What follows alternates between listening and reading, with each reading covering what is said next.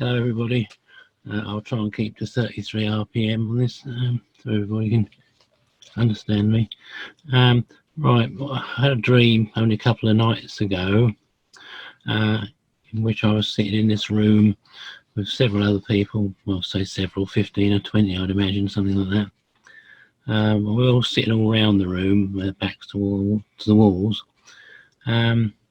And suddenly this person I didn't actually see entered from the left, holding some kind of a musical piece of equipment. Anyway, it was playing music. I don't know whether it was a portable CD player or something like that. But anyway, it was playing this wonderful, beautiful sort of flute music, and it's very high pitched, very unusual. But it was absolutely wonderful music I'd never heard before. It's sort of a bit like Pierce's story in that way. But then I found myself looking up at the ceiling opposite. Suddenly, a huge image of a very realistic image of a huge sailing ship appeared in front of me. All the front on, all the wonderful sails all billowing in the wind. Magnificent sight. It was truly wonderful. With this music still playing. And that was really it. Doesn't sound very much, especially after Pierce's wonderful story. But discussing it briefly with Kevin afterwards, he said that the music element of it suggested the all ears, because the all ears is always apparently associated with music, and it could mean the ship itself could mean sort of moving up levels, which seemed to make some sort of sense. So I sort of suspected it meant something like travel or wind and air and sort of flying, that sort of thing, moving on in other words. But anyway, we'd be glad to hear Dwayne's take on it, please. Yes, hello, Peter. Really very simple. You're in a house, which is the personal self. Could be with others, could be parts of yourself or other people there too in a meeting. Like you said, your back's up against the wall. There's that old saying, my back's against the wall. In other words, it's kind of like, what do I do? So what do I do now, or what have you? Because again, this is a big journey. We start off with having to deal with the process that we went through just growing up here on Earth. And then we come into this to try and figure ourselves out. And at certain points, we don't know what to do, etc. So again, as long as we keep trying, something is available. Well, the roof opens up, which, pops the lid to things. And the ship itself, well, the ship represents the possible journey. You see, you want to get on board.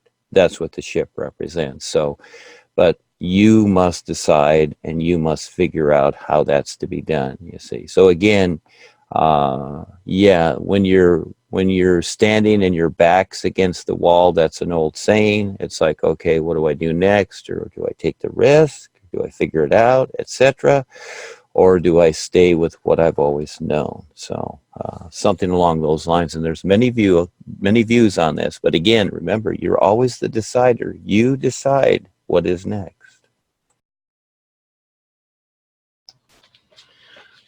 Okay, thanks for that. Another dream I had about a week or two ago concerned me, as is often the case, my driving. Basically, I was following this truck along the road, and something distracted me. So I was sort of looking to the left out of the window, and I looked back again. The truck had stopped suddenly. Rather alarming, jammed the brakes on, and managed to stop just about a few inches short of his back. So all seemed all okay. But the driver seemed very annoyed anyway, and got out and was and then back in again, and then suddenly he pulled forward sort of unexpectedly, and then suddenly reversed as if he's deliberately trying to bang into me.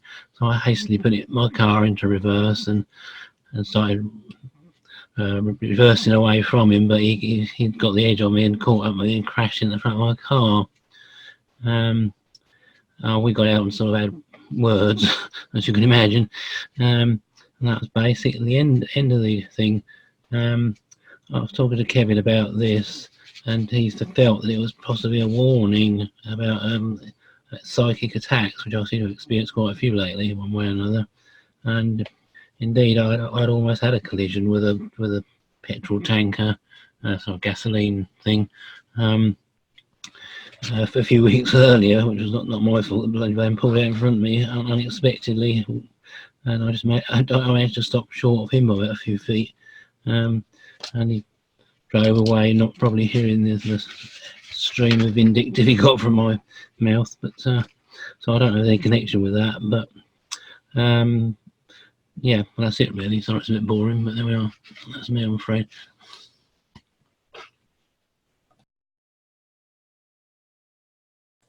Okay, is it my turn now, Peter?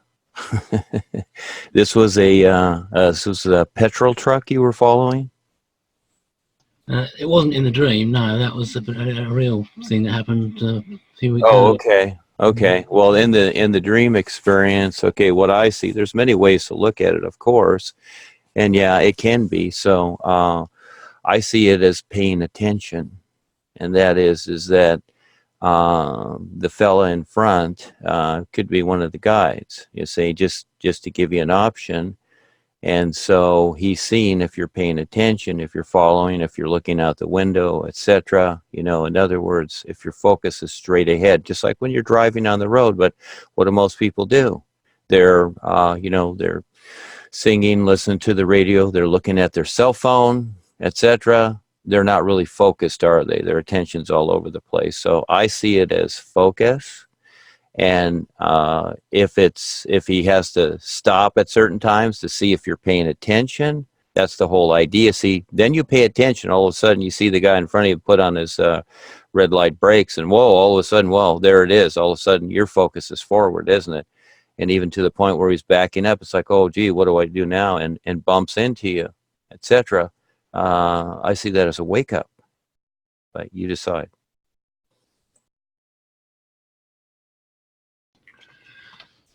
Right, okay. Yeah, thanks. That makes sense. I think really that's probably it for me for this week. Thanks very much.